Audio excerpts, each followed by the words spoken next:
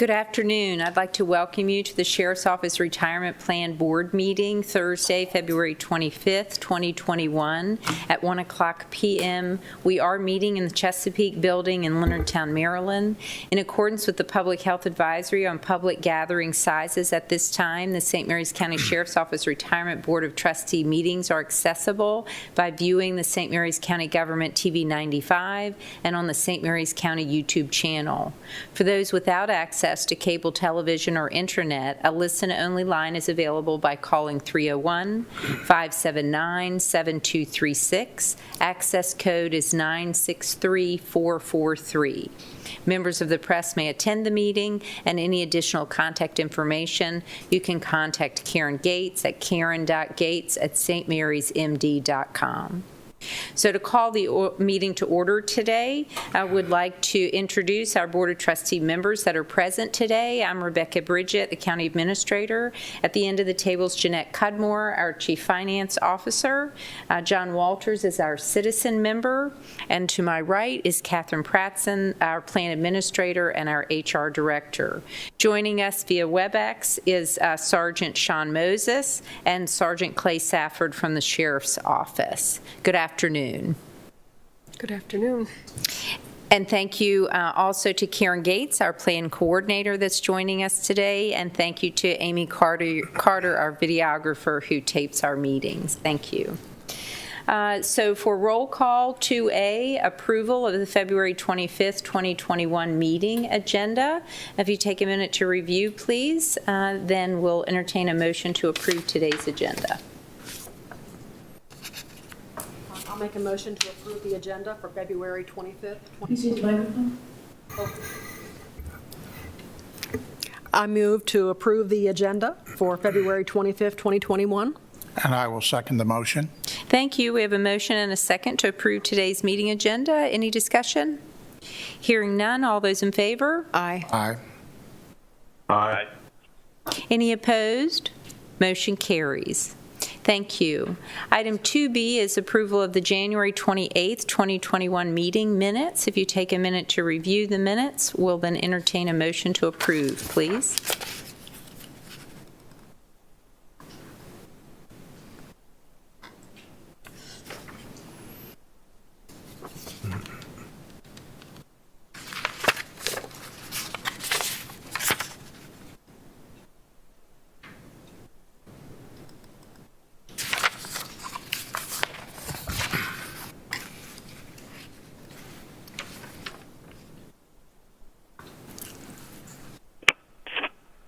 I move to approve the SORP meeting minutes of January 28, 2021. Thank you very much. We have a motion. Do we have a second? I'll second. I'll second it. Great. Thank you. We have a motion and a second. Any discussion? Hearing none. All those in favor? Aye. Aye. Aye. Any opposed? Motion carries. Thank you very much.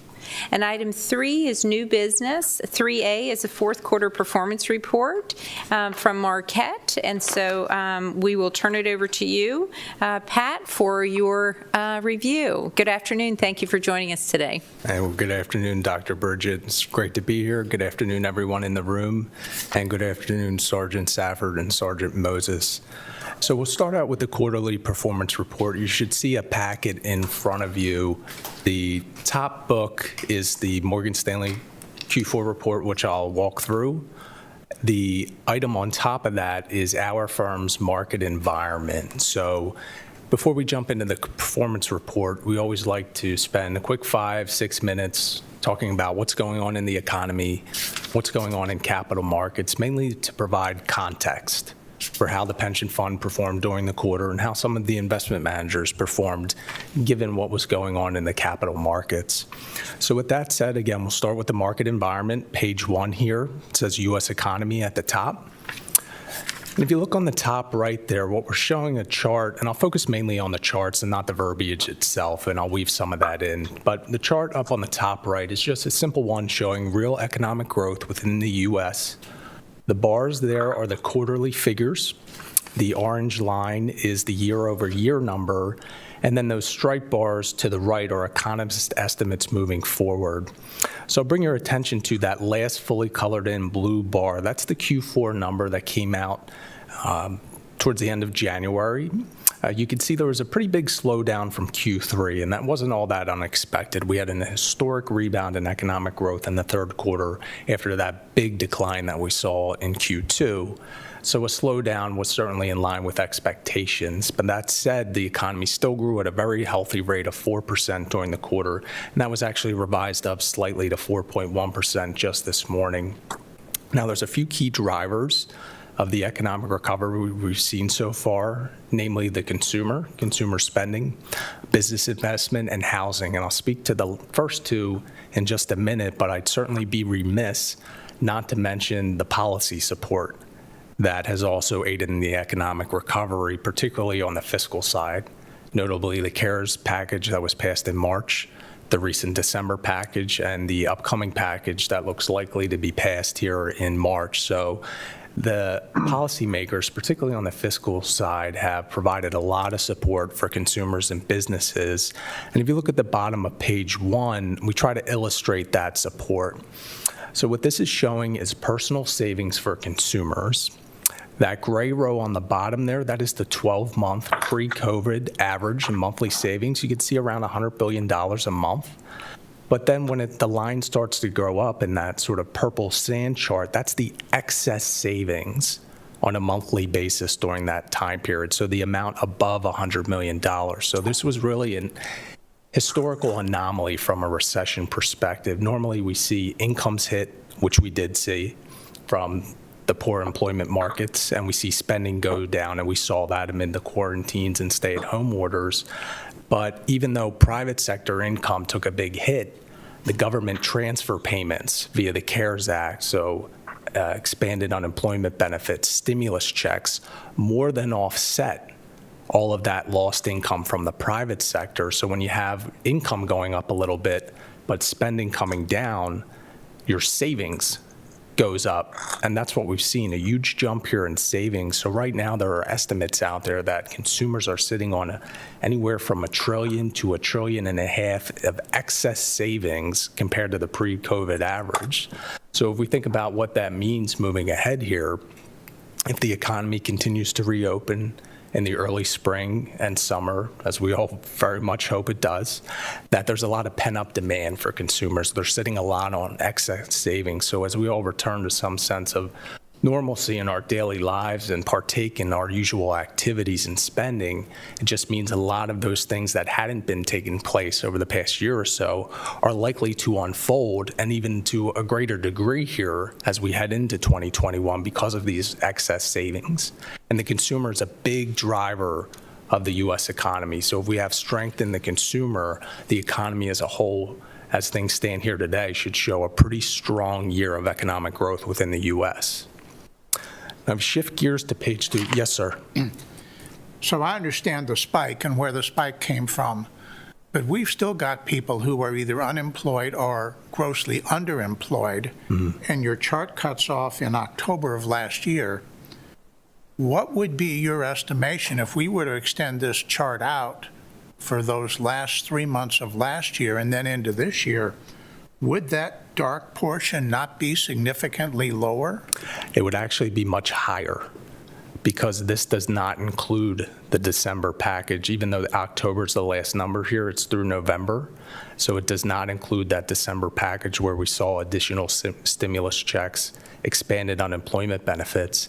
And then if we get this March package, which is essentially supposed to be on par with the CARES Act, it's going to increase further from there. Because right now they're talking about additional $1,400 stimulus checks, additional support for those with young dependents as well, and that number's going to be higher. So we would actually, even though this has been drawn down, given what happened in December and given what's likely to happen in March, it's actually going to shoot right back up, probably to that peak that we saw in the middle part of last year.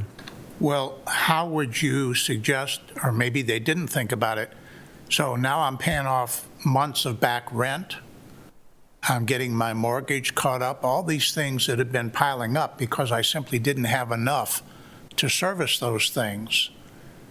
So this chart is the inflow, but I would suggest that maybe when the next lump comes through, the chart will spike, but there's going to be a huge outflow too. There certainly will. We would expect, just as it spiked, to come back down. But to your point, Mr. Walters, catching up on some of those back payments from a rent perspective, from catching up on your bills, certainly has domino effects from there, right? As you get caught up on your rents, then any other excess savings you can you have at that point, you can use for other purchases.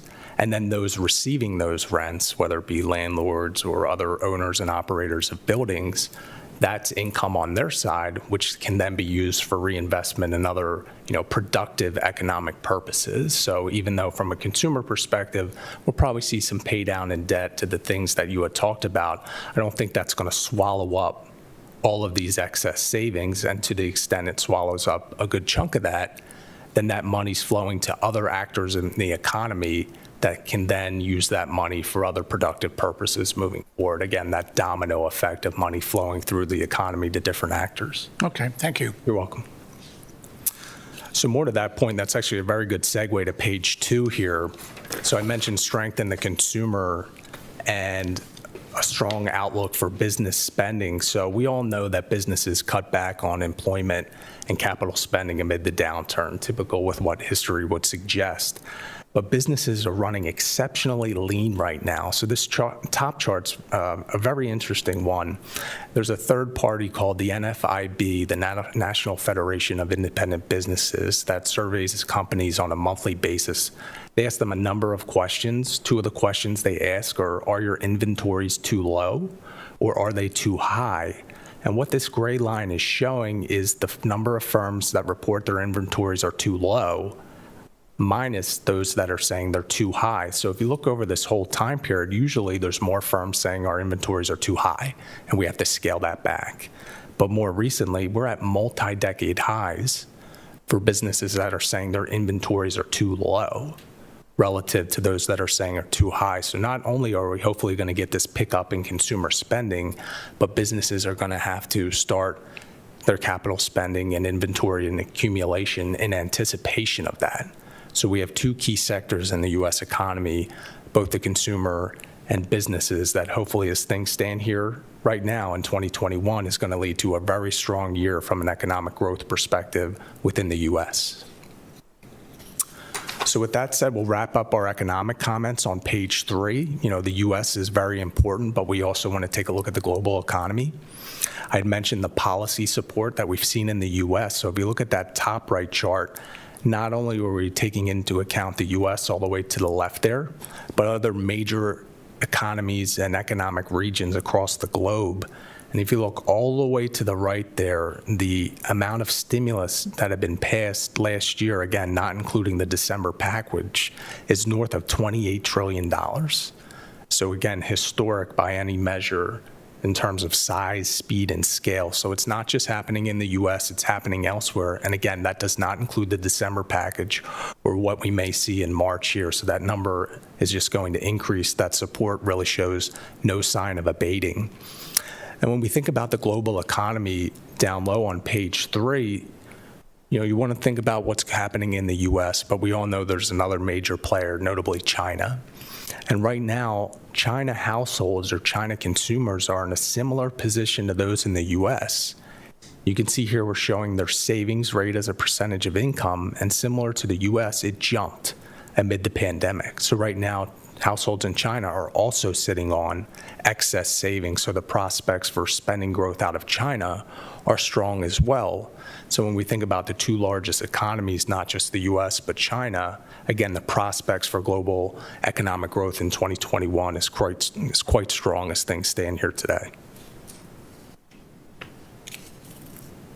Question, comment? It seems to me like they're more of an exporting country than an importing country, so I don't see how that gets out of their borders. So absolutely right. Historically, they've been much more dependent on exports than imports. I would say over the past 10 years, they have tried to readjust the key components of their economy, shifting away from that primarily driven export model to be more supported by consumer spending. So 10 years ago, this wouldn't nearly have as much of an impact because the China consumer was such a lower part of their economy. But today, even though it's not as great of a part of the Chinese economy as it is in the US, where consumer spending makes up about 60 to 70%, in China, it's still about 40 to 50%. So a decent part of their economy is comprised by consumer spending, much more so than in years past, certainly as recently as 5, 7, 10 years ago. But if they're all spending that predominantly internally, what's the impact globally? I mean, we can only send them so many Buicks. That is true. So you think about globally, right? We live in such a globally interconnected economy. So when we think about things that are produced in China, they're no longer the lowest cost producer, right? So many of the items that they're selling, even domestically, are hit many parts of the supply chain. So things began being constructed in, say, like a Taiwan, or then maybe a Korea or other different countries. So if demand increases internally in China, then again, there's a domino effect for increasing demand in other countries that are going to start producing these goods for internal Chinese consumption. So they're no longer creating all of this internally within their domestic borders. So again, there are these domino effects where increasing demand in China can help other countries as well because they are producing the goods, or at least have a part in the production process for Chinese consumers to spend their money on. Thank you. You're welcome. So with that said, we'll move to page 4 here, shift gears and talk about a little bit about markets and start to provide some context for how the pension fund performance on the underlying investment managers. So on page 4, if you focus on the right chart, what we're showing here is major asset class returns. The green bars are the Q4 numbers. The purple bars are 2020. So focus on those top 3 rows, if you will, where you see U.S. equities, international equities, and emerging market equities. So for Q4, again, in green, we had very strong returns in the equity markets. You can see between 15 and 20% across U.S., international, developed, and emerging markets. Key dynamic there when you think about relative performance, emerging markets was an outperformer during the quarter. That's in line with what you would expect at the beginning of an economic recovery. What we tend to see is the areas that are more cyclical, more volatile, more levered to an improving economic outlook would do best. So emerging markets definitely fit that bill. So the fact that they outperform, that's in line with what we would expect. 2 lines below emerging markets, you'll see U.S. bonds and high yield bonds. So U.S. bonds are a proxy for the investment grade U.S. bond market, comprised of treasuries, mortgage-backed securities, and high-quality corporate bonds. You can see for the quarter, it was just a shade under 1%. We did see interest rates rise slightly in Q4. That has admittedly risen very more quickly or quicker in the first 6 months of this year, and I'll circle back to that a little later on. But the key point here is, again, we saw the more cyclical areas outperform. So you see that with high-yield bonds returning about 7% relative to 1% for the broad investment grade, bond market, because high-yield bonds are more speculative, more volatile. They're issued by companies that are, say, smaller, have a little bit less pristine balance sheets, income statements. So when investors consider an allocation to that area, they typically demand a higher return. So at the end of the day, we would expect a return somewhat of a hybrid, say 50-50 between core bonds, investment-grade bonds, and equities, and that's what we saw in the fourth quarter. So for the fund itself, if you think about the fixed income managers, there are 4. 2 of them manage most of the assets, Loomis and Delaware. They are what's called core plus bond managers, so they have maybe 75 to 80% of their money in core bonds, but then the remaining 20 to 25% in these more aggressive areas similar to high yield. So since that more aggressive area outperformed, we would have expected them to outperform, and they did just that. So their performance was in line with expectations, and we'll see that performance shortly. So with that said, let's wrap up here on page 5 for the U.S. equity markets. I always like to take a look under the hood in the U.S. equity market, given it comprises such a large portion of the fund, and generally the takeaways are consistent across other equity markets. So if you look at that top chart from a sector perspective and focus on the gray bars, the two key outperforming sectors were energy, towards the middle of that page, up about 30% on a big jump in oil prices, and then financials, they're up 25%. They rose on the back of a steepening yield curve. So if you think about the yield curve, what financials do is they borrow short, right? Think about deposits that are essentially paying nothing these days, and they lend via mortgages and other loans long. So when long-term yields rise, the spread that they're making there between what they're borrowing on the short term and lending out at the long term increases, which tends to be favorable for them. Now, the key dynamic around this from an investment manager perspective is that the previous U.S. equity managers, and a lot of changes were made after the January meeting, were names like Columbia Dividend Income, Kayne Anderson, SMID Cap Core tend to take more of a defensive approach to investing. So they did make a lot of money during the quarter, which we'll see, but they generally lagged their benchmarks because of that more defensive approach. Now, related to that, many of these sectors that outperformed are value sectors. And during the quarter, we saw value outperform growth. Now, if you recall in our January meeting when we took a deep dive into the equity structure, I showed there's a big underweight to value, right? A big underweight to small cap. So when we look at the Q4 returns, the U.S. equity composite, or putting all the pieces together, was behind the policy because of those tilts. Now in January, when we took a deep dive and all that, and I showed you these allocations, that transition was executed. So now those underweights have been remedied and are essentially off the table today. So with all that said, let me pause for a quick second. Any more questions or comments as it relates to the market environment before we move into the report? What's your feeling about inflation, higher interest rates, those kinds of things? So in the short term, we do believe inflation is going to tick up, probably as we head through the rest of this year. And one of the biggest dynamics around that is what we've seen in the energy market, particularly oil.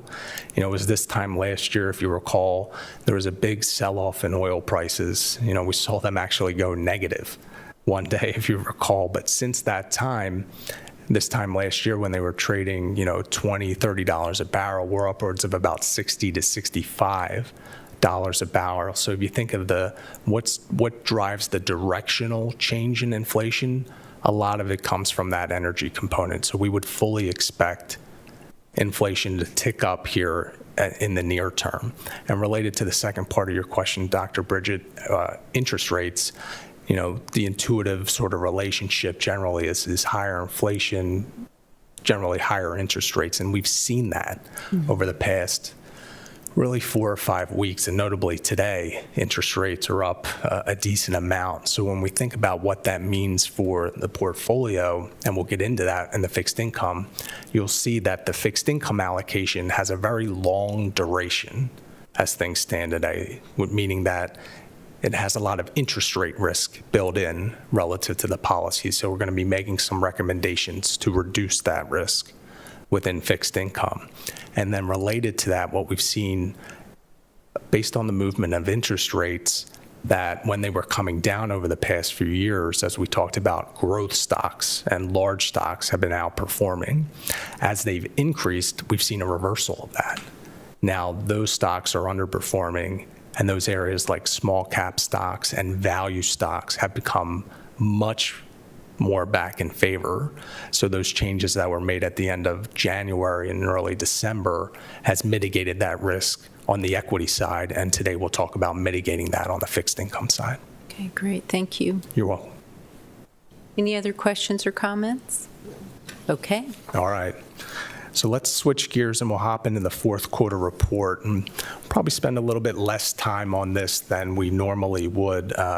One reason being it's a Morgan Stanley report, and number two, there have been a lot of changes since the fourth quarter, which makes some of the information not all that relevant. But with all that said, if you could do me a favor, please move to page 9, and we'll start looking at the high-level takeaways.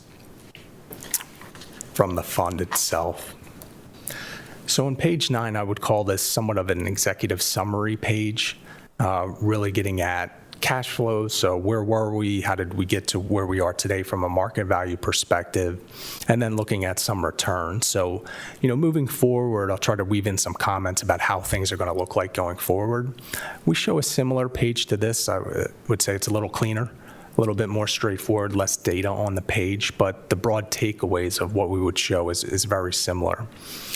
So I'll focus on the table to begin with, beginning with that first gray bar there, the beginning market value. So you can see quarter to date, the fund began with about $106.1 million. Below that, you can see a negative outflow of about $84,000, and then an investment gain of about $10.1 million. So the fund in total grew by about a little north of $10 million for the year. Now, year to date, and that next column to the right, we began the year at about $99.4 million. There was a net inflow of about 1.3. You see the investment gain there. So all told, the fund itself grew by a shade under $17 million for the quarter. So now we'll shift gears to the returns, and you can see the net of fees returns, which we're most concerned about, is that sort of in the middle of the table there, that last gray row. So those are the returns net of fees for the total fund itself. You can see for the quarter up 9.5%. The policy benchmark below that was up 11%, so a little bit behind for the quarter. What drove that, as I mentioned earlier, was mainly the equity segments, being underweight value, underweight small cap, which we talked about again in December, which was remedied based on the transition. But in the fourth quarter, those were still in place. So the managers made money, but they didn't keep pace with the respective benchmarks given those tilts. For the year to date, you can see the return there at 15.1%, well ahead of the policy benchmark. And then the 3, 5, and since inception numbers. But just for some quick other context there, one of the things that you all on the OPEB and LOSAP committees will be aware of is, you see how the fund's doing relative to peers, right? So we will begin to show that moving forward here as well. Just for a quick context, we use the same third-party performance reporting platform as the old consultant. So many of the data, the exhibits are going to look very familiar to you. They'll just be in different colors for branding. But with all that said, what I did want to do quickly is just give you an idea of where the median public funds have fallen across these time periods. So for the quarter, the median public fund net of fees is about 10.2%. So a little bit north of the pension fund returns for the quarter. For the year, it's the opposite of that. The median's 13%, so the pension was well north of that. When you look at the 3-year period, the net of fees median was 9%, so more or less in line with that. But then for the 5-year period, the median's 9.8%. So the pension at 9.12, probably closer to, say, the 75th percentile, if you will. But again, that's the sort of data that we'll include in our performance reports moving forward. So a little bit more information, not just how the fund is doing in absolute terms or in relative terms relative to the benchmark, but also peer funds as well. So with that said, if you look at page 10 quickly, you can see on the top there how the market value has changed over the past 15 years or so. And you can see at the end of the year, we're essentially at a high water mark of $116.1 million. And when we get into the other materials, I will show you an updated picture of where things stood at the end of last week. Markets have been very strong this quarter, particularly in February. So the fund's upwards of about $123 million where we stand today. So with that said, let's skip ahead to page 13, if you will. I want to make some quick comments on the composite returns. So all, the weighted average of the managers in these respective composites in the gray bars. And then we'll wrap up with some comments on the managers themselves.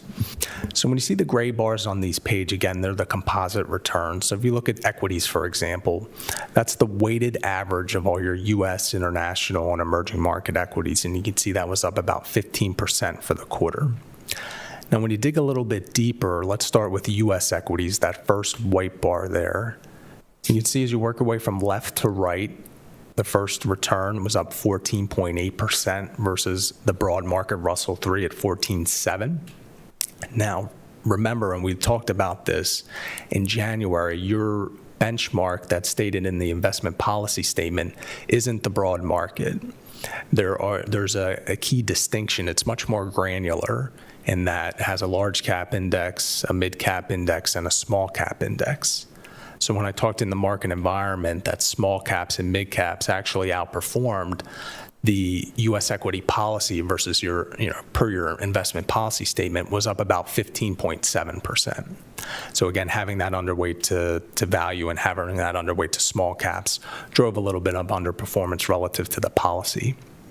When you look at the international equities below that, you can see up 15% below the benchmark. That, again, driven by the value underweight because in international markets, growth lagged and value outperformed. But again, the changes we made or that the board approved in January certainly remedied some of those underweights. Emerging markets, you're just using an index fund there. It was a little bit below the benchmark. But then if you look at fixed income and preferreds, you can see that well ahead of the Barclays aggregate, that bond market benchmark of just investment grade bonds. And again, that echoes my earlier comments about the two managers that comprise most of those assets, namely Loomis and Delaware, being a little bit more aggressive than the overall benchmark. So in an environment like we saw, where equities did very well and more aggressive fixed income very well, we would expect them to outperform, which is what they did. Any questions around any of that before I touch on some of the managers and wrap up? No? Okay. So what I'd like to do now, pages 14 and 15 and the beginning of 16 are really the equity managers which are no longer in place right now, given all the changes. So that information is a little bit no longer relevant given those changes. So what I'd like to focus on again is this fixed income in the middle of page 16, because a lot of our discussion when we move into the other materials is going to be related to around the fixed income structure itself. So you can see that composite return again in the middle of the page up about 3.9%. You see Loomis below that up 5.6%. So again, they really knocked the cover off the ball during the quarter because they're very aggressive. So they have about 70% or so, say, in investment grade type bonds, but then a huge slug into these other areas that did very, very well. So they outperformed given their more aggressive stance. Below that, you see your iShares TIPS bond ETF. So that's just a ETF that's trying to track the Treasury inflation protected securities market at a very low cost. The return for the quarter year to date, as you would expect, pretty much in line with the benchmark because it's basically an index type approach, just using an ETF as opposed to a mutual fund. So if you turn to page 17, just a couple other quick comments here before I wrap up. Delaware Diversified Income at the top of the page, you see their quarterly return at 2.9%. They are not as aggressive as Loomis. They would have more allocated to the investment grade market, less allocated to sub-investment grade or plus sectors. But still, they did particularly well, given a slightly more aggressive approach for the quarter. And you can see year to date well ahead of their benchmark. You can see below that Blackstone Real Estate Income. To be perfectly honest, I'm not entirely sure why that's allocated there, that it's a private REIT fund. So I'll gloss over that for now, and we will circle back to that during the private REIT discussion. And then finally, the last fixed income component, the iShares 10-year bond ETF. So circling back to our comments on interest rates or our discussion, that investment, it makes investments in investment grade bonds that have 10 years or longer to maturity. So it has a very long duration, a lot of interest rate risk embedded in that. You can see it was up 3.1% because generally it's comprised of corporate bonds, not treasuries, where yields went up and treasury prices went down. So it did do well. However, this quarter, we would likely see the flip side of that, since yields have ticked up rather notably. But when we look at the fixed income later, that's going to be a big driver of the duration or the interest rate risk being so much higher than the policy itself. So with that context, let me pause for a second. That was all the comments I had for the report. Happy to answer any questions or comments before we move on. Any questions or comments on the report? Hearing none. All right. All right, well, thank you. So in your materials, the deck we will cover now is the second. There's a landscape deck with Marquette cover, white on top, black on the bottom. So when you flip behind that, and I'll just let me pause for a quick second until it's brought up online. There we go. Thank you, Karen. So flip to page 2, if you will, please, behind the cover page there. So this is what we'll be talking about. We will be revisiting some of our discussion from the January meeting. And then we will also talk about some other things like the private REIT overview. At the board's request, we put in some more information around those holdings. We'll take a look at fixed income structure similar to what we did with equities, right? Not just what managers are we using, but how do the pieces fit together? You know, where are any bets and tilts, and do we have any recommendations around that? Proposed board actions, and then we'll wrap up with next steps. Again, thinking about the roadmap for the rest of 2021. What are the priorities as we see them?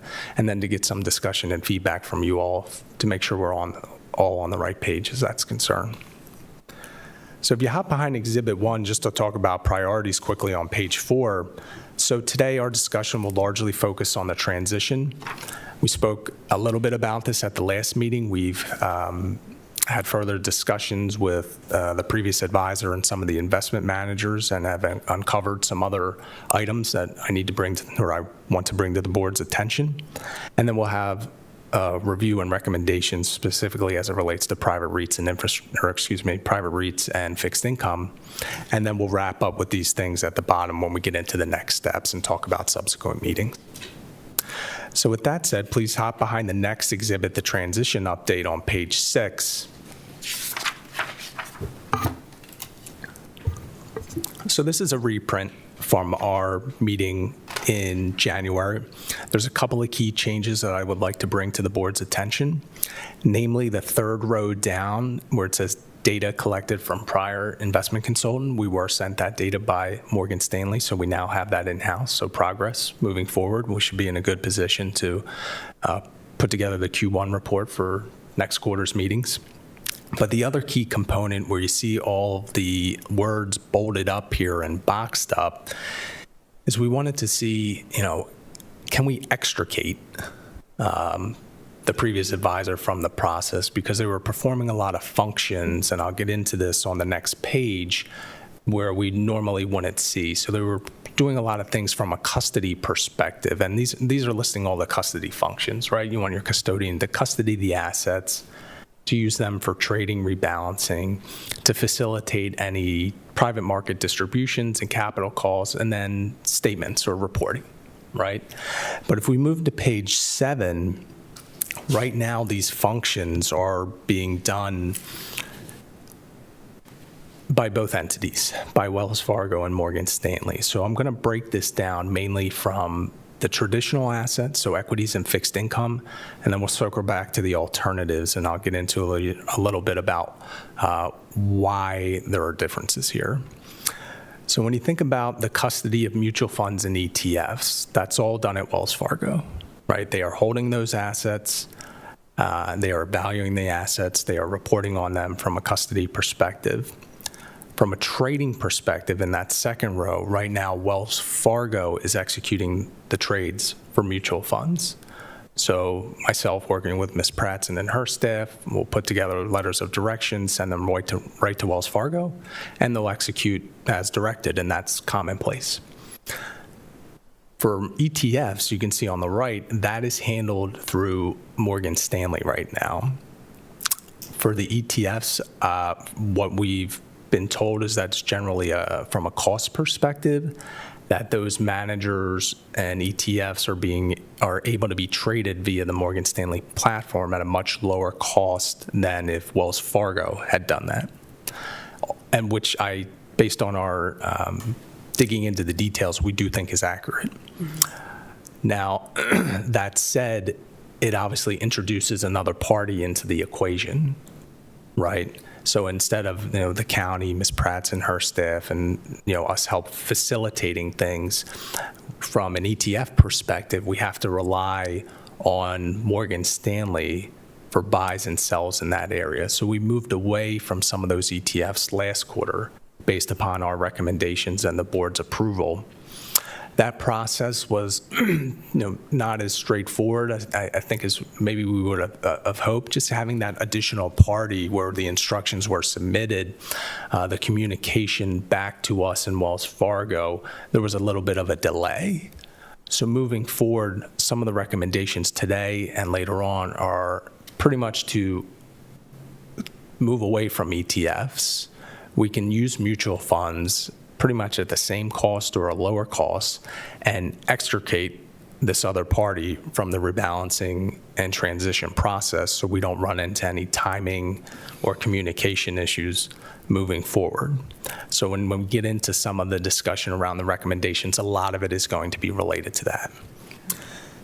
Now, when we think about the alternatives, what we have uncovered more recently is that those alternatives, when you think about the private REITs, the hedge funds, the private market investments, your private equity, your private real estate, your private infrastructure, that's all custodied at Morgan Stanley.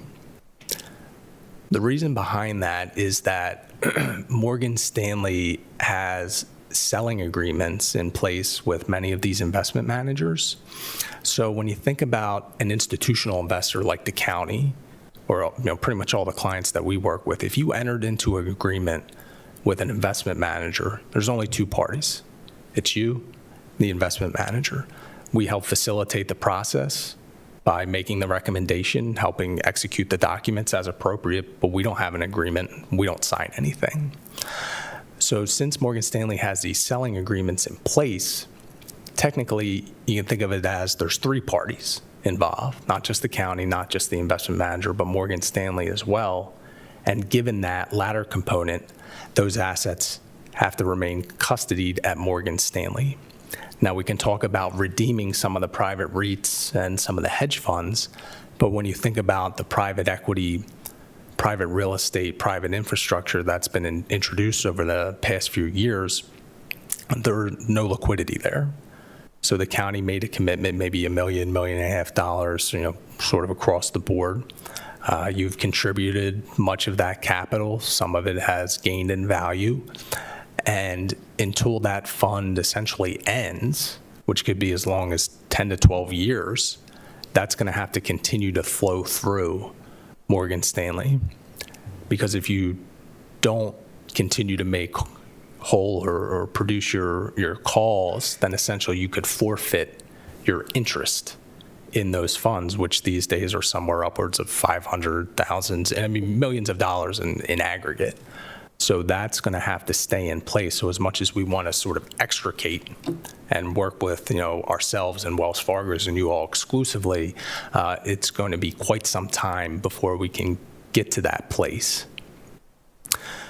Related to that, if you think about page 8, and this circles back to some of our discussion related to the private REITs, where we had talked to you last quarter about those trailing fees that were in place. So you weren't just paying an investment management fee and a performance fee to the managers, but a trailing fee was going back to the quote-unquote placement agent, the previous advisor. It appears that was a little bit more prominent across some of these other asset classes that you see here. So if you look at the equities, when you had separate account managers, the Kayne Andersons, the Columbias, the KBRs, those likely had wrap fees as a part of that agreement. So think of it as additional fees going to another party, not just the investment manager. Those are gone because we liquidated those at the last meeting, so those fees are no longer in place, but I wanted to bring it to your attention that they were more than likely being paid. The private REITs, yes, sir. On that point, if I may, they're gone because we're not in those specific assets. Are they gone because we don't have any more that have wrap fees like that? The latter, sir. So that you had those three separate account managers just in the just in the equity space that had the wrap fees. All of your other equity and fixed income investments or other ETFs or mutual funds where that would not occur. So it was just in those three that have been liquidated. Am I answering your question? No, but I think I asked it wrong. Okay. So we liquidated 3 of those assets. With those gone, does that take that whole question of wrap fees off the table throughout the portfolio? Throughout that segment of the portfolio. Throughout that segment? Yes, sir. Okay. So any of those type things that are left do not have wrap fees? They do not have wrap fees. They have other third-party fees. What would you describe them as being? They're listed in the rest of this table here. Okay, I'll wait. So when you look at the equities, when you think about these other third-party fees, to your point, Mr. Walters, they can come in many forms. Wrap fees, the trailing fees that we talked about, but also other key dynamics that we've uncovered called either placement fees or servicing fees.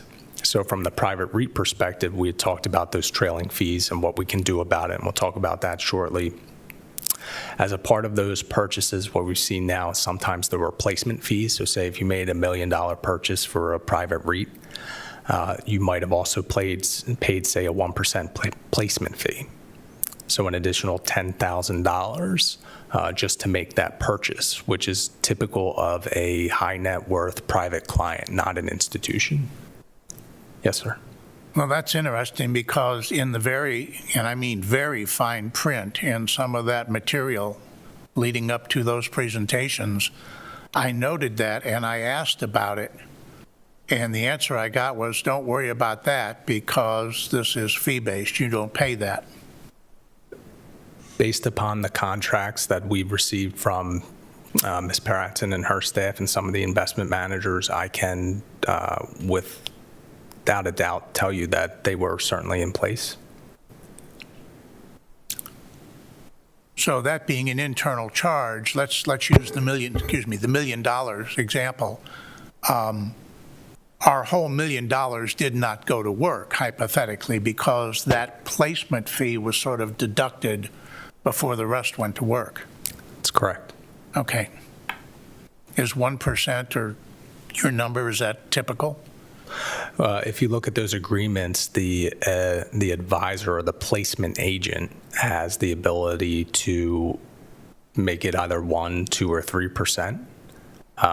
Typically what we saw in those agreements was 1%. It wasn't all the time, it was most of the time. But again, that's what we see in sort of the private client high net worth segment, that where these firms have a selling agreement in place with those managers. For an institutional consultant like ourselves, we're not a party to any agreement. We're just a facilitator. So any contract, like the recent Schroders one, where we advised the board to enter into in January, we helped Ms. Pratson and her staff fill out those documents and facilitate that, but that was an agreement directly with the county or the pension fund and Schroders. Right. There were no other fees other than the management fees being paid to the investment manager themselves. So going back to your some of the time, or most of the time, but not always, what typically would we have seen for the others? Typically, so, kind of working down this page, sir, the placement fees we did see in the private REITs. We've also seen them in the private market investments like private equity, private real estate, private infrastructure. Sometimes they had 1% placement fees as well. But they also had, they're not called trailing fees, but servicing fees or admin fees not being paid to the investment manager, but being paid to Morgan Stanley. Now, if you had an agreement directly with the investment manager, you'd be paying the management fee. But because it was going through a placement agent within the contract, most of the time it is noted that there's an additional fee. It's deep in the fine print of, say, 50 or 75 basis points that over the life of these investments will be funneled back to the placement agent. So there's a couple of different angles. Good description. Thank you. You're welcome. So you've given a couple examples on percentages. Any idea what the average savings might be? So, Dr. Bridget, I think it's going to be incredibly hard for us to put this on an actual dollar amount. The best source of that information would be the previous advisor. I don't think it's something that we would be able to even get a reasonable estimate, but I could sit here and tell you that we're talking about hundreds of thousands of dollars. And so is it safe to say that Marquette is a zero on page 8? That these trailing placement service fees, that in the current environment under our current contract, the other fees would be zero? Oh, yes, ma'am. Okay. And to be fair, that's not just Marquette. When you think about the institutional quality consultants, many of which probably responded to the RFP, there are many other, I would consider ourselves a good firm, and there are many other good firms out there. But I think the key dynamic to think about is that we are an institutional independent consultant where we're only paid by our clients, and many of us like that. But sometimes when you can get involved with, say, high net worth private wealth management, there can be some other fees like I've outlined here that you aren't necessarily aware of. Okay, fair enough. Thank you. So back to an earlier statement of yours. So if right now you're estimating that this could be hundreds of thousands of dollars out there below the radar, did I hear you correctly earlier by saying that you estimated that if we were to exit these things completely, it could cost us considerable? And I'm trying to weigh the pros and the cons of this. Okay, so I probably wasn't as clear as I should have been. I apologize. So when we think about my hundreds of thousands of dollars comment, that's what's been paid already. So this is Well, probably the wrong. if we still own them, it's going to be paid going on, right? Right, but so you will no longer be paying placement fees, right? Because anything Because we're not getting into anything. correct. So that's I hate to use the term sunk cost because it's certainly not that, but it's It is sunk, all right. But when you think about moving forward, the trailing fees and the servicing fees, if the board can make a decision to get out of the private REITs, and that would make it go away. The board can make a decision to get out of the 2 hedge funds, would make it go away. Where there are little to no options is in the private markets, the private equity, the private real estate, the private infrastructure, where those fees are being paid. And I also saw language in the contracts, or at least in one of them, that if Morgan Stanley is no longer the advisor and they're no longer servicing the relationship, then it converts to a trail. So over time, even though we can get out of 3 of these areas on page 8, the bottom one on page 8, there will be no placement fees moving forward, but the servicing fees are going to remain because there's no liquidity. We can't get out. The county committed a certain amount of money based on the contract. Those funds operate over a 10, 12, 15-year time horizon, and those fees will remain in place because they're custodied at Morgan Stanley. And even if Morgan Stanley is no longer the advisor, for some of them, like I had said, it will convert from a servicing fee, because they're no longer doing any servicing, to a trailing fee because they had made the initial recommendation. You've kind of lost me there because I'm thinking, well, maybe we just ought to walk on them altogether. Are there buyers? Are they totally illiquid? I mean, you could, so when you think about private markets, what you're referring to is secondaries. So you would go out to a potential buyer and they could buy your interest as a limited partner in a specific fund.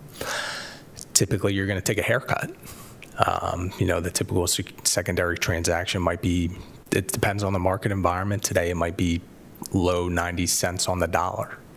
So you would take a haircut much bigger than the amount than you're probably paying in the additional servicing fee. So it's a long, it's a very detailed conversation, and there are trade-offs, without a doubt. So right now you have about 10 to 12 of these private market investments. It might even be more so. So in order to explore the potential for a secondary buyer, if they're 9% of the portfolio, so quick math, $10-ish million, would the county want to sell those interests and only recoup 9? Well, I'm just trying to get the pros and cons articulated, Sure. and I think you've done a good job of that. Thank you. Okay. And so just so I'm clear, in some of these relationships, the trailing fee and the servicing fee, we would stay in a relationship with Morgan Stanley? So the relationship with Morgan Stanley would have to be maintained because in those private market investments at the bottom, they're custodied at Morgan Stanley because they were the original placement agent and they cannot be moved elsewhere. So since they're still custodied there, since they were a party to the original agreement, those fees would continue to be paid in some form, regardless of whether they remain the advisor or not. And as we exit the ETFs, then those relationships will diminish. Correct. So the ETFs decrease. They do not have any of these fees. It was the equities, separate accounts, and now they've gone away. And we'll get into private REITs and hedge funds, and they could go away as well. Thank you. Do you, if we were to chart this, could you kind of verbally describe the maturity dates on these various things? Are we all at the long end? Well, if we circle back, sir, to maybe the performance report, this could give you a better idea. So if we look at page 17, page 18, when we think about some of the private equity here, if you look in the middle of your page, you see Goldman Sachs there. So that's a private equity investment Yep. that incepted in 2013. So that could be around until 2025, or a few years past that. Millennium's a hedge fund, so 2 rows down, Private Advisors, the end of 2014. So you're looking at the back half of the 2020 decade. And then since then, the inception dates usually increase a little bit. So if you look on page 19, you can see a couple of Goldman Sachs, one in 2013, so there'll be another 5 or 6 years there. Goldman Sachs Vintage 7, you could be looking until 2030. For the 2 funds below that, similar type story, they just started, and those funds have a life of between maybe 10, 12, or even 15 years. And as you continue to work your way down the page there, you see a couple of more investments. So you're looking at inception dates of the end of 2019 for Fortress Lending Fund, and then HarborVest, a couple lines below that. So you're looking at 10 to 12 years before those funds would essentially cease to exist after they returned all the capital back to the underlying investors. So we're talking about a decade. Thank you. Thank you. You're welcome. All right, so let's, if there are no other questions, we can circle back to the other book, specifically on page 10 it is, yes, 10, and get into our private REIT discussion here. So just for quick background and context, the fund has 4 private REIT investments. They are listed on that page. You have an investment with Black Creek in blue, 2 with Blackstone in purple, and then one with Starwood all the way to the right there. So there is one that's very different from the others. That is the first Blackstone fund in purple, Blackstone Brief. That is a private REIT that is currently being liquidated, so the funds are being returned to all the underlying investors. You did receive a distribution earlier this year. It should be fully liquidated hopefully by the end of the year. It did have a management fee and a trailing fee, but right now they are turned off because it's in liquidation mode. For the other 3 funds, when we look at Black Creek and the other Blackstone fund, you see sort of the boxed up fees right there. Again, you're paying 1.1% management fee for Black Creek, 1.25% Blackstone. Both of those managers right now have a trailing fee, and there is nothing that we can do about that without those investments being redeemed. Starwood, all the way to the right, it's a similar story. However, we were able to convert that this previous month from that S share class to the I, so that trailing fee has gone away. So some progress, but still more work to be done.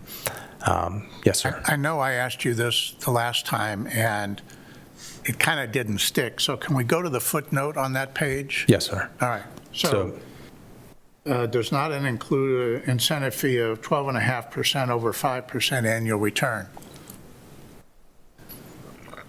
Does that, if that benchmark, that hurdle is met and exceeded, does that go to the people who put the package together or to Morgan? It goes to the respective investment managers that you see here. Okay. Where do they get it? Do they extract it from income? Do they get a bigger ownership share or what? They would extract it from income. So those funds pay monthly income. So when you see the 3 fees here for, say, Black Creek, if these funds are paying income of, I'll just make up a number for simplicity's sake, of 1% a month, which is way north of what they're actually paying, then instead of that amount being reinvested back into the county's allocation, that income would be deducted by these various fees.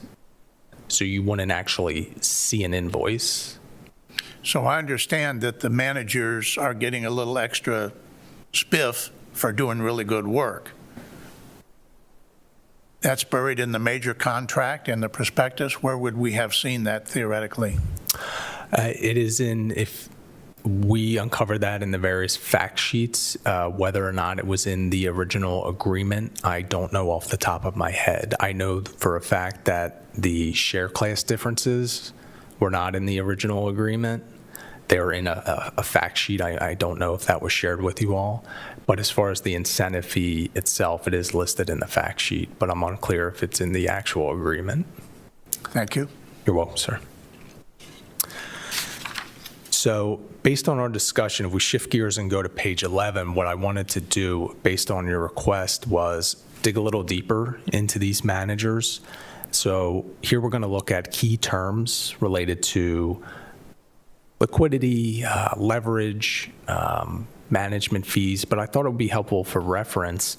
If you look all the way to the right there, I just list manager examples. So this is a manager that many of our clients are invested with, many institutions, to just give a frame of reference where if you wanted to maintain a real estate allocation, what are the key differences versus what institutions use versus these private REITs? So at a high level, when you look at subscriptions and redemptions, the private REITs are on a monthly basis. So you can add money or take it out on a monthly basis. For a more institutional quality product, it's very similar. On the subscription side, on the redemption side, they tend to be quarterly. So the liquidity is a little bit less limited from that angle. When you look at the number of investments below, not a big difference. The one outlier being Blackstone, because that fund is massive, and there's a lot of investments within the fund itself. When you look below that, leverage, so the leverage embedded in these funds, you can think of that as a form of risk. Those private REITs generally holding between 35 and 60%, whereas a more institutional quality real estate manager would be a little bit more conservative, generally in that 20 to 25% range from a leverage perspective. And how are they levered? It's at the property level and at the fund level itself. So it's a combination of both, but it's largely through fixed rate debt at the fund level. Just like my home mortgage. Exactly, unless you have an arm, I guess. Right. That's even worse. Okay. So we move down, let's move down to the bolded up or boxed up portion where we really dig into the differences here. So I talked about liquidity a second ago, but the key item is there is a slight, we'll call it a soft lockup for the private REIT managers. So what that means is if you make a contribution in the next 12 months, if you ask for your money back, you don't get 100% of it back. You'll have to take a slight haircut. It's not big. I think it's 2 or 3%, but they do put that in place to try and disincentivize investors from moving in and out over time, because all of the investors have to bear those costs. So it's like the back-end sales charge on a mutual fund, a CDSC. Yeah, exactly. Okay, thank you. There are no lockups. You'd see all the way to the right with more institutional quality managers. And then from a fee perspective, I've listed them all down there. The key point being, if you work all the way to the right, you could expect somewhere between, say, 80 basis points to maybe a percentage point in a management fee, but no trailing fee and no incentive fee. So with all that said, what I wanted to also show you before we get into the discussion about how you would all like to proceed, on page 12, when we think about real estate, two main components you want to think about is how they're allocated across sectors, and then on page 13 on regions. So we'll start on 12, and from a sector perspective, in the x-axis or the horizontal axis below, you see the four major sort of core property sectors: apartment, industrial, office, and retail. Now, two of these sectors are facing some structural headwinds, if you will. Office, predominantly from the shift to the work from home environment and some uncertainty about how that is going to change moving forward, but most notably retail. We know pre-pandemic, many of these buildings and tenants were facing issues from online shopping or the Amazon effect, so that's been exacerbated from what we've seen post-pandemic. So the retail segment is certainly one that's facing a lot of pressure these days. So the key takeaways here, I think, are twofold. Number one, when you look at Black Creek, they are pretty well diversified, but they have a lot of assets in those two segments of office and retail that are facing those structural headwinds. For Blackstone and Starwood, they're a little bit more diversified, but they're very concentrated. If you look at Blackstone specifically, they have about maybe 75% of the fund in apartment and industrial buildings. And then you can see in black, that manager example, more diversified across the space, generally, more in office and retail than Blackstone and Starwood. But in hindsight, this probably would have been a good idea. If you looked at the weighted average of your three private REIT managers, I would think there would be less in those two areas than the three of them combined, so the fund's exposure in total. When you look on page 13 from a region perspective, again, this is less important than a sector perspective, but what I wanted to point out is Starwood here, you can see about half the fund is on the East Coast there, so you can combine that from a sector perspective. 50% of the fund's on the East Coast, about 75% of the fund is in apartment and offices. So a lot of those are buildings on the East Coast and apartments and offices, so very concentrated, whereas the other managers are relatively more diversified from a region perspective. But again, circling back to my comments, those office and retail exposures are the ones we want to be most cognizant of, given the pressures that they're likely to face moving forward. Where do these storage bin, U-store type things fall? Industrial. Industrial, okay. Yeah. Same with the big distribution warehouses and Like things the like Amazon, that? yes, Okay. industrial, yes. And going back to your geographical, let's take East, are they predominantly concentrated in just one or two states? I'm thinking garden apartments just in Massachusetts. So I would think, the investment managers themselves or the underlying property, or the Underlying property. the underlying properties in the East. I don't know that off the top of my head. I'd be happy to follow up with you on that. I'm just but curious. I honestly, I don't know, so I don't want to make an uneducated guess.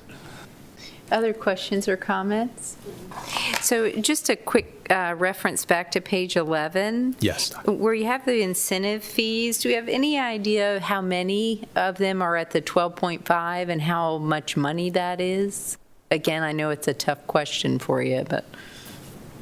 How many of them? Yeah, where you have 12.5 over the 5% annual return. Right. So if you, where their returns have fallen. Right. Well, we could circle back to the performance report, I think. Okay.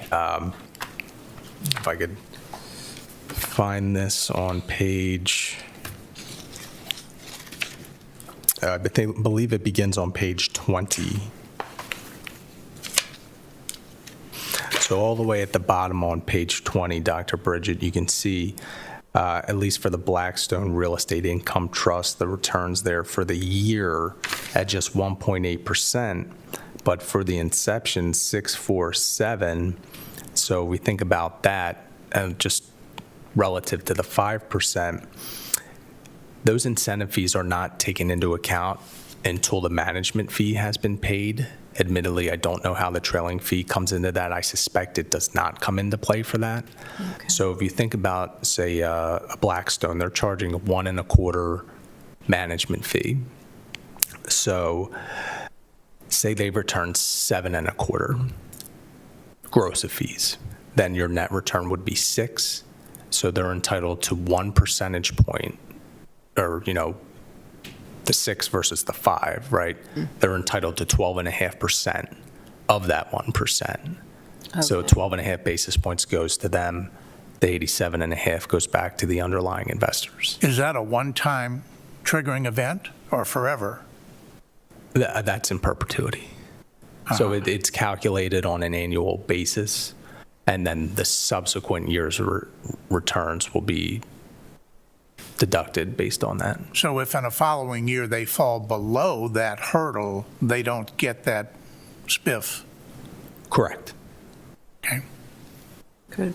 And then in your manager's example, of course, the incentive fees and trailing fees are not applicable. So going forward, would we assume that the recommendations coming from your company these would likely not apply, that you wouldn't recommend managers here? In this space, without a doubt, there would be Okay. there would be a management fee, but no trailing fee and no incentive fee. Okay.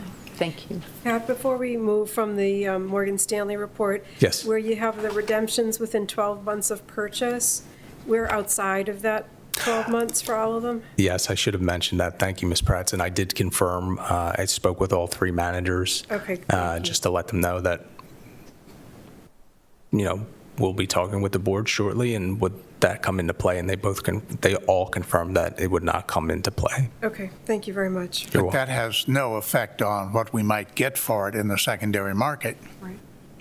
Well, these are just the private REIT managers, so you wouldn't do a secondary for that. Here, you can just submit redemption paperwork. Yeah.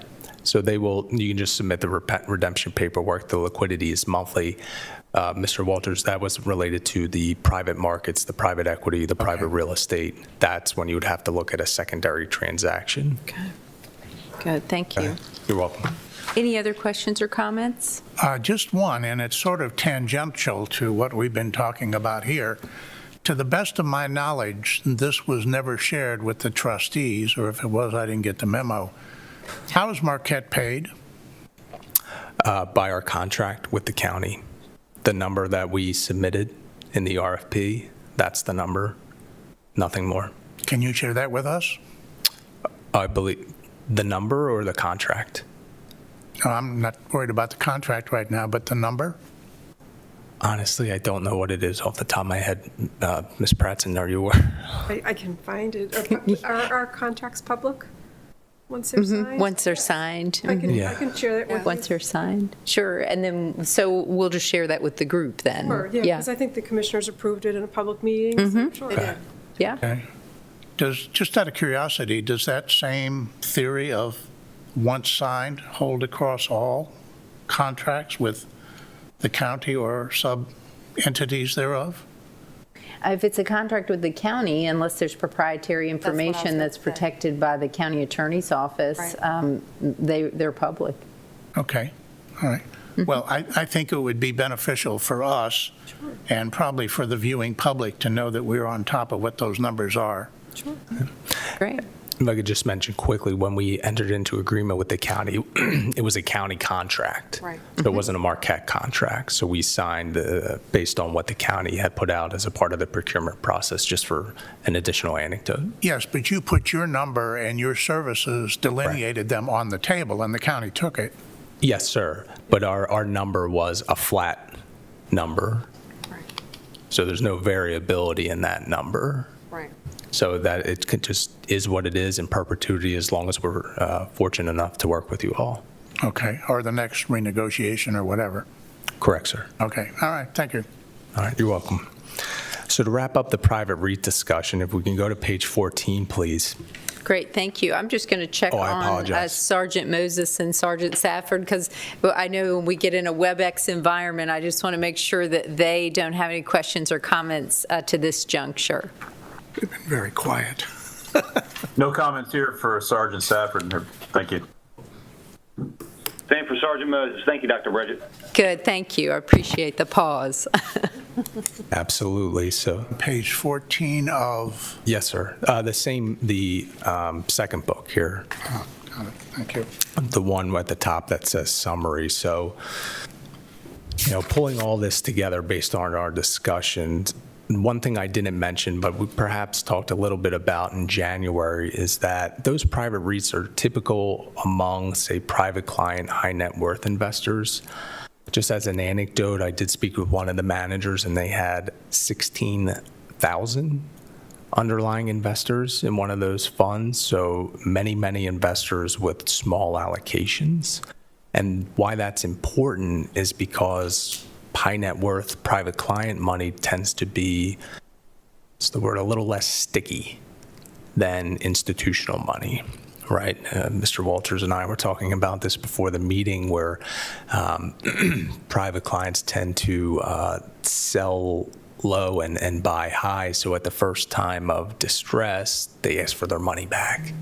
And when we think about that compositional makeup for these funds, that could lead to a quote unquote, and I'm not saying it's going to happen, but it could, a run on the fund. And we saw that after the great financial crisis in 08 and 09, where many of these private REITs took many, many years to fulfill those redemption requests from the underlying investors. Circling back to that institutional quality product, those managers also slowed the redemption process, so put up a quote-unquote gate, if you will, but those funds were repaid to all investors within less than a year. So it could happen, but the risk, I think, is certainly skewed to the private REIT side of things and not the more institutional quality products. So where's that leave us from an option perspective on page 14? Really two things, and the key dynamic is whenever we talk about redeeming funds, the money has to go somewhere, right? So we can talk about two options today. If the board would like to redeem those private REITs, we can work with Ms. Pratson and her staff to get that paperwork submitted early next week. We would expect to receive those funds in early to mid-April, so then we can circle back when we meet in March to determine where that money would go. Alternatively, if the board wanted to wait, we are looking to tackle key dynamics of asset allocation, particularly alternatives, asset allocation, investment policy. And once we have that long-term roadmap in place, then we can revisit, because we won't need a short-term placeholder. We'll essentially know where it's going. So those are the options as we see them right now, but happy to pause for a quick second to see if there are any comments or questions from the board around those.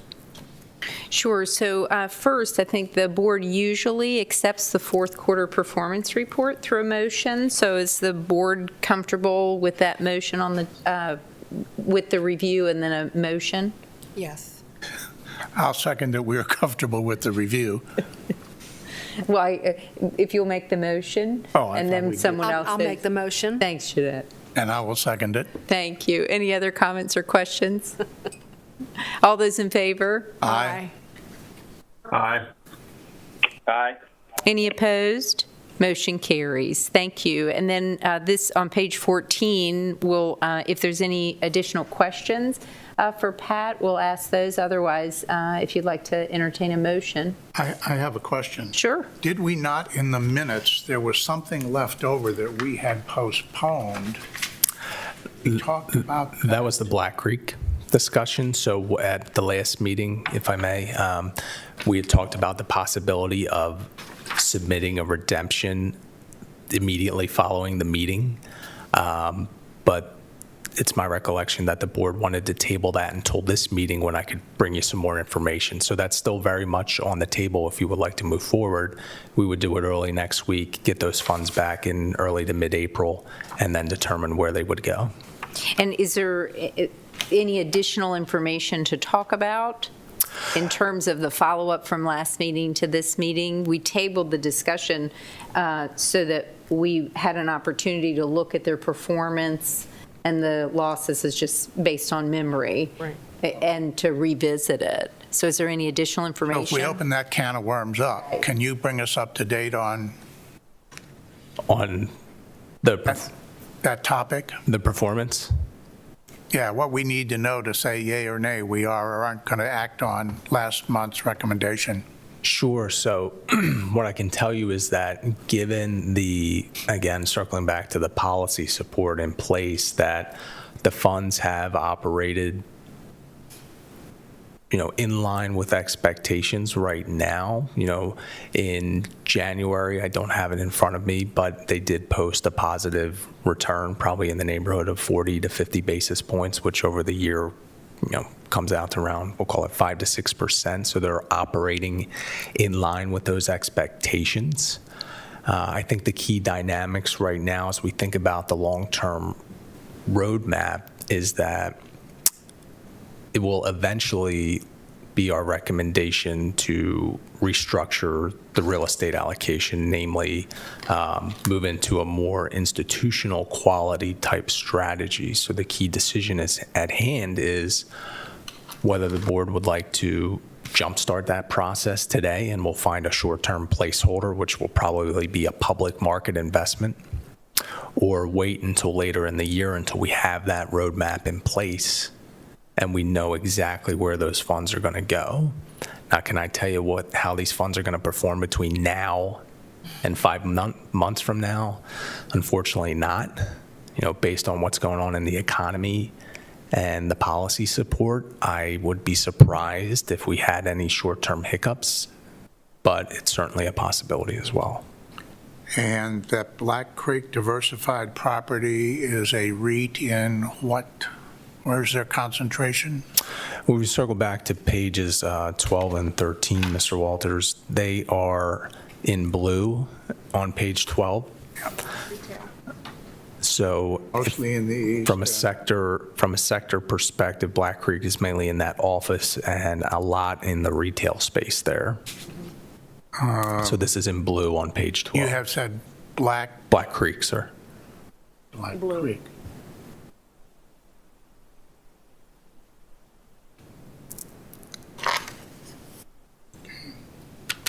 Whereas the other managers who should, our recommendation would be for the board to consider these, somewhat in unison, have less allocated to those areas that are under pressure from more structural headwinds that we discussed earlier.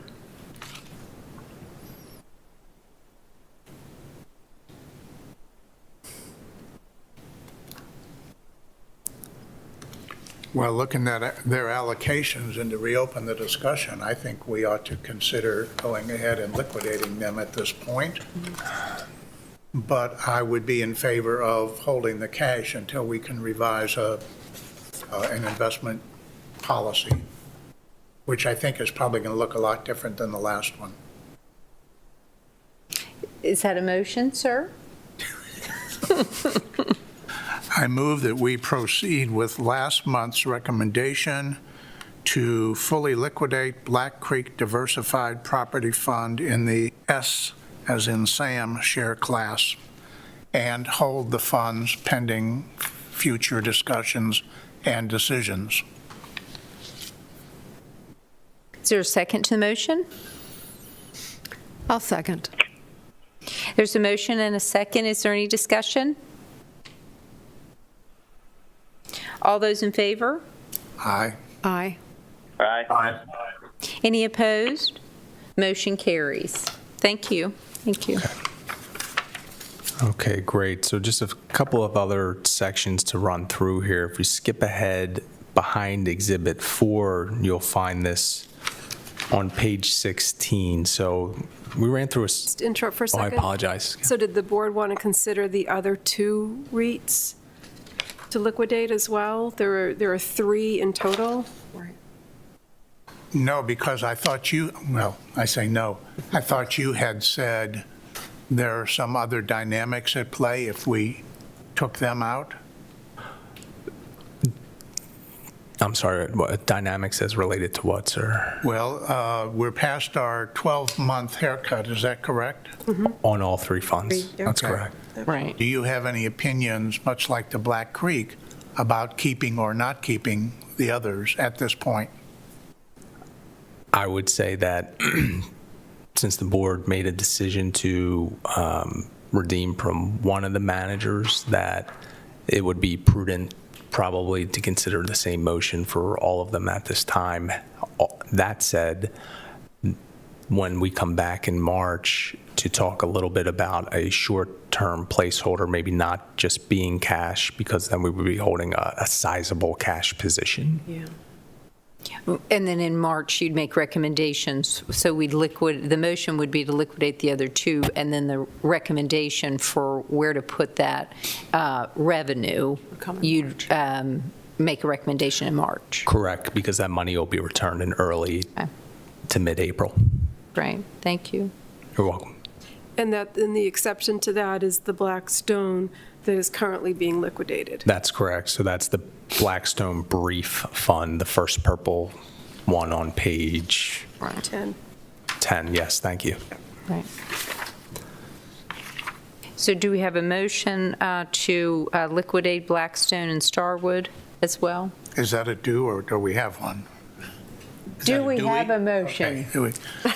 I will move that we also liquidate the Starwood and the Blackstone REITs.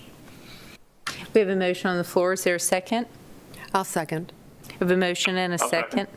Thank you. All in favor? Aye. Aye. Aye. Any opposed? Motion carries. Thank you. And then you'll Okay. come back Thanks, in March Catherine. with a recommendation. Yes. Okay. Great. Okay, so now behind Exhibit 4, just a couple other things quickly to hit on, and then the final recommendation. So this fixed income structure analysis was largely similar in spirit to what we did on the equity side. Again, not just looking at the individual managers, but how the pieces fit together and where at all, if any, of the bets lie relative to policy. So what we'll see on the next page, if you move to page 17, at a high level, in these purple bars, this is your current structure. So you have the 4 managers, Loomis, Delaware, 2 ETFs, that long-term 10-plus year core ETF, and then the TIPS ETF.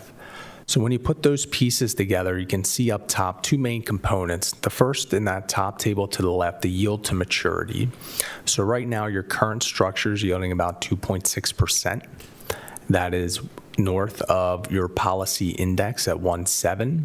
However, related to that, what I talked about earlier on when we talked about interest rate risk and inflation, the duration of your fixed income bucket now is at 7.5 years relative to the policy at 6.1, meaning that all else equal, there's much more interest rate risk within this current makeup than the policy itself. So if rates rise, your bond portfolio, again, all else equal, will take a bigger hit than the policy itself. Yes, sir. On the pricing, but not necessarily on the income stream, Correct. okay? Correct. For our viewers at home, would you explain, please, duration versus maturity? Sure. So the duration, think about that as the amount of time it would take you to get your cash flows back over the life of a bond. So the higher the interest payments are, the lower the duration, because you're getting your cash back sooner. From the maturity perspective, that's just the average maturity of the life of the bond. So right now you have a weighted average maturity of 10 years in your bond portfolio, and the duration's lower than that because you're getting cash back through interest over time, not just at the end when the par amount is repaid to you. So again, as rates rise, technically your duration comes down in unison with that because your interest payments go up, you're getting more cash back earlier. But right now, as things stand, the interest rate risk of the portfolio is maybe a year and a half longer or higher than the policy, so you have more interest rate risk in your fixed income as things stand here today. Do calls figure into the duration calculation? Potential calls, yes, sir. Okay, thank you. So related to that, let's skip ahead to the next page and we'll get right into the recommendations. And there'll be some around fixed income and then around those ETF trading issues we talked about earlier. So on page 19, this is just a quick snapshot. As I mentioned some time ago, you can see the total assets of the fund up top in that third column at about $123 million. So it's grown about $6 or $7 million from the beginning of the year because markets have been very strong in February. The key takeaways, there are two. Number one, the transition that was approved by the board at last month's meeting, namely increasing or taking off that value underweight, taking off that small cap underweight, that's all been completed. So this investment line up here reflects what was approved at the last meeting. Also importantly, if you look at the bottom right chart where it says post-rebalancing allocations, all the way to the right where it shows differences, if it's in green, it means you're overweight that respective asset class relative to your target, and in red, vice versa. But last month, if you recall, you had about a 12 percentage point overweight to equities, which was outside the ranges as set forth in the investment policy statement. This time around, you are within that. You still have a decent overweight to equities. However, that's largely sourced from the alternatives that you can see below. That's underweight by 8.35%. And we largely see them as substitutes. So we're comfortable with that equity overweight, particularly given the fact that you're within the bounds of your investment policy statement. So on page 20, quickly, in 21, we'll talk about the terminations and additions recommendations. So on page 20, many of these are to simplify the trading and rebalancing. So they're all ETFs. So again, to extricate that additional party, we're going to recommend you move out of the Vanguard Total Stock, the SPDR Portfolio Emerging Markets, both ETFs, moving them to lower cost mutual funds that we can execute via Wells Fargo alone. As far as the next two ETFs, that one, the iShares Core 10 plus year, that would also simplify the trading and the rebalancing, but again, because it holds all 10-year or longer bonds, it has a very high duration. And then finally, the TIPS bond ETF too, again, just moving in that into a comparable mutual fund. And you'll find that on page 21. So we talked about the terminations. These would be the additions. So those first two funds, again, they're Vanguard's, the same exact fund, but not an ETF, just a mutual fund. The Fidelity Emerging Markets is same thing, providing you pure passive exposure to emerging markets, but in a mutual fund format. Similar story for Fidelity, an allocation to inflation-protected bonds that's in your policy, which you have right now, again, moving from an ETF to a mutual fund. But the key difference here is that last row there, Lord Abbett Short Duration Income. So this would be a new fund. Lord Abbott's a firm located in New Jersey. They run both equities, definitely more well known for their fixed income capabilities. They're differentiated in the fact that they use the same process and same team across all their strategies. But for this specific fund, again, it's in the name itself, it's a short duration fund. So if we nix that 10 plus year fund, this is a fund that invests in bonds in 1 to 3 years. So that'll help us bring down that duration a bit below policy, which we'll see in just a minute. And just to let you know, we do have 40 clients invested in this fund with about more than $100 million. It's a top pick of ours in this space alone, the short duration space.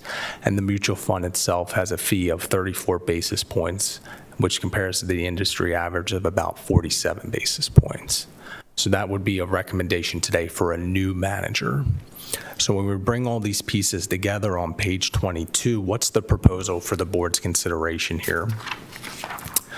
So you can see, focus in the middle of that table, specifically the column where you see rebalancing.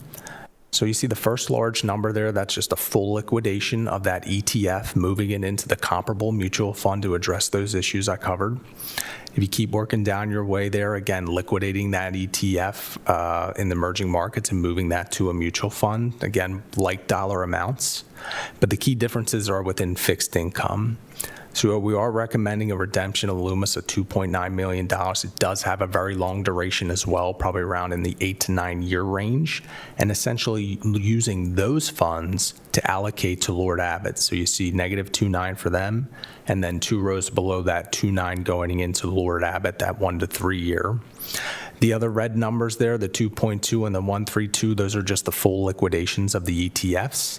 And then finally, in the Fidelity Inflation Protected Bond Fund, again, that's a straight swap of using ETF for a mutual fund.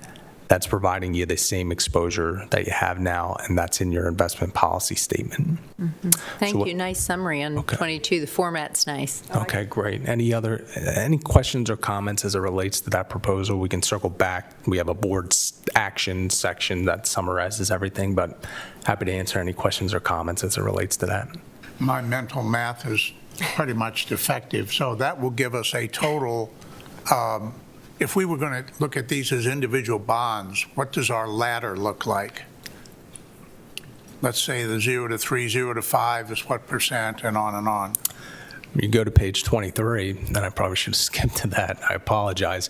We don't have the ladder in here, Mr. Walters, but to give you an idea of the effect on the maturity and the duration. So previously, the duration was at 7.5 years. That would come down to 5.8. So much less interest rate risk. And then the maturity was 10 years previously, and that will come down to 7.1. So again, nixing that 10-plus year ETF, moving some money out of Loomis and adding it to Lord Abbett is going to accomplish those goals, decrease that interest rate risk within the fixed income portfolio. And as a percentage of the total bond pot, what percentage is going to be, if any, below below investment grade?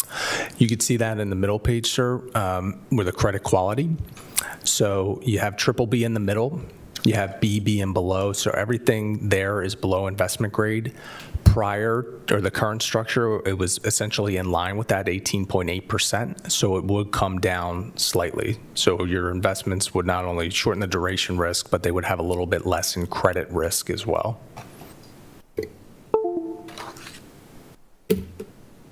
Okay. Any other questions or comments?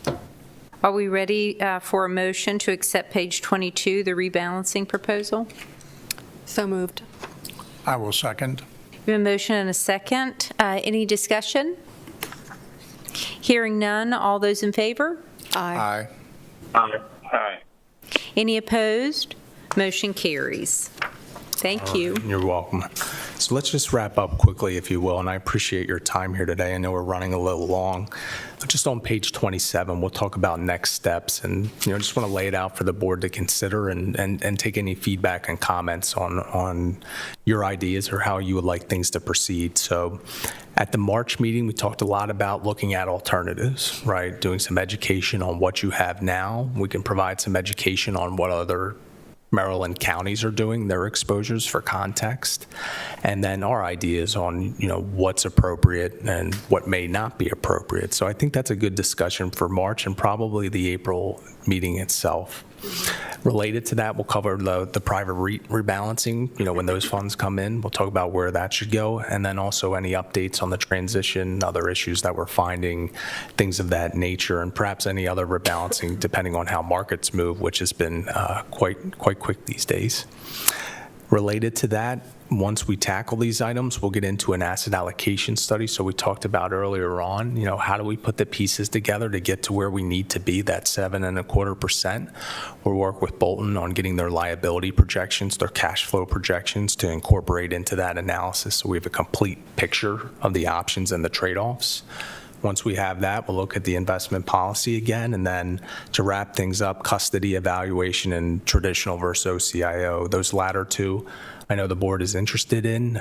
It's our belief that we should cover the aforementioned items first. We have, we made a lot of progress. We made some good progress, I believe, but there's still a lot to do. So before we hit those latter two things, I do believe those priorities, as I laid them out, are the right way to proceed, but happy to entertain any additional comments or from the board about shifting gears in any fashion.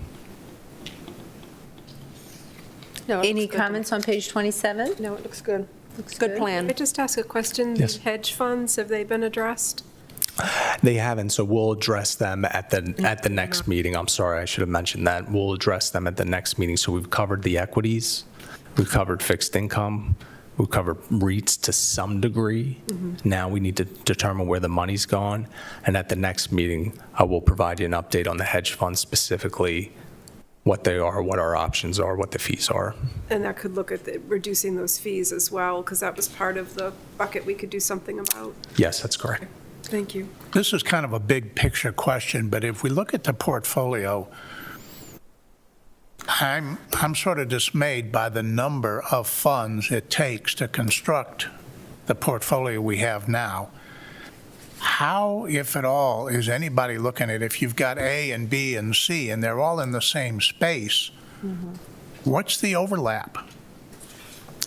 There is a decent amount of overlap to your question, Mr. Walters. One of the things that we put forth in our report is just that. We'll put together a holdings overlap across all the managers and the percentage too, to give you an idea.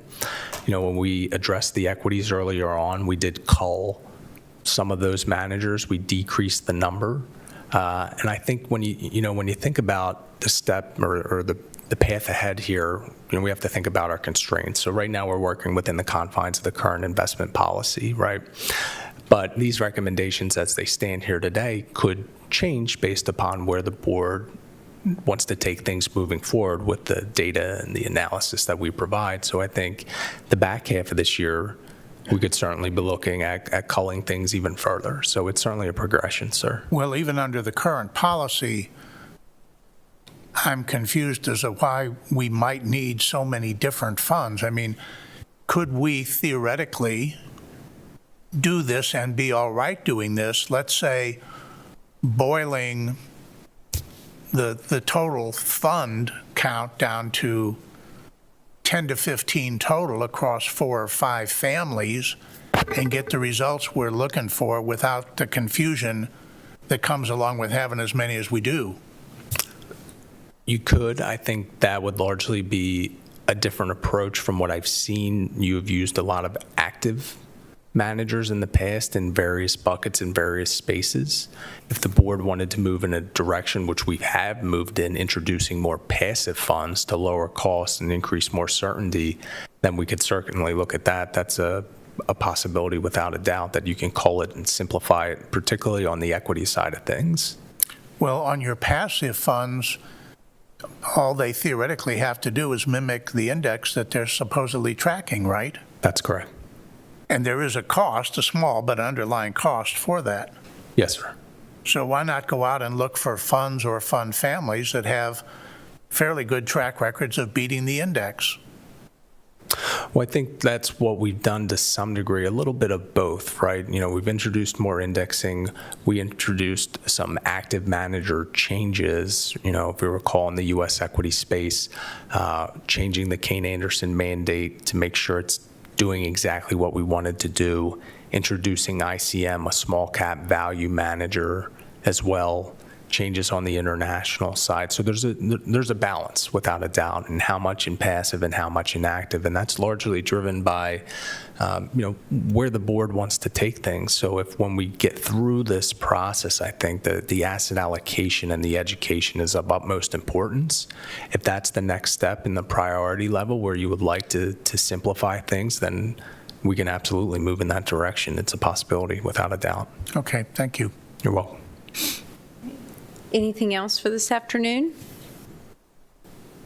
Good. Thank you, Pat. Very nice discussion. And just a note for the board members that for our new business, we actually combined A and B. So we covered the fourth quarter performance report, and then we went right into the transition update. So just a clarification for our minutes and notation for the public. So much appreciated. Anything else for us, Pat? No, thank you very much for your Okay. time. I appreciate it. So Thank you we're very going to much. expect from you next time, just to refresh my memory, We will take a look at I'll probably count them as I go through here. Number one, start talking about the alternatives from a high asset allocation level. Again, just the mechanics behind them, how they work, how they operate, risk return expectations. Number two, we'll talk about where the redemptions from the private REITs money should go in the short term, that short-term placeholder.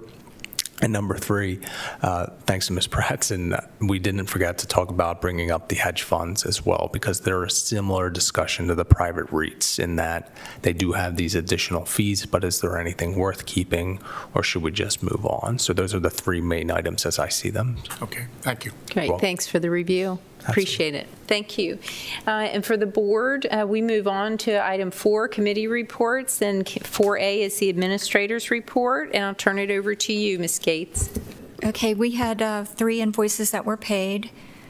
The first invoice was from RCM&D for the SORP fiduciary insurance for the period beginning 2/16/21 to 2/16/22. That amount was $17,909.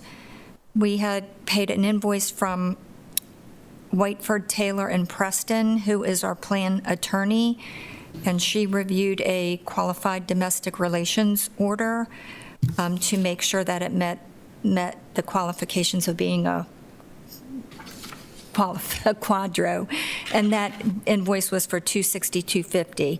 Then we had an invoice from Bolton Retirement. They prepared 2 retirement calculations for $524, and then part of the bill was for the actuarial valuation as of 7/1/20 in the amount of $13,364. Total paid was $32,059.50. Thank you very much. Are there any comments or questions for Karen on the I report? have a question on the first line item, please. RCM&D, are they an insurance company or a broker? Company. I'm sorry, I believe they're an insurance company. Yeah, they are. what do all that stand for? I have it upstairs. Yeah, I can get the name for you. I don't know off the top of my head. Well, which leads me to a Riggs follow-on. Councilman. Do we aggressively shop this at Riggs each renewal? Councilman. Or do we just re-up? Trying to remember what M&D is. Riggs Councilman and last part of it. So can we get that as a follow-up for next Yes. meeting? We'll just put that on, Karen, as a follow-up to this administrator's report, so we know a little bit more about that insurance company and how they're procured. Anything else on the administrator report? To accept? Thank you. We have a motion to accept. Do we have a second? Second. Any discussion? All those in favor? Aye. Any Aye. Any opposed? Motion carries. Thank you all very much. Is there any public comment for today? Hearing none, we'll have entertain a motion to adjourn. Since I kept us, I move we adjourn. Do we have a second? Second. All in favor? Aye. Any opposed? Motion carries. Thank you all very much. Appreciate it. Enjoy the rest of your day.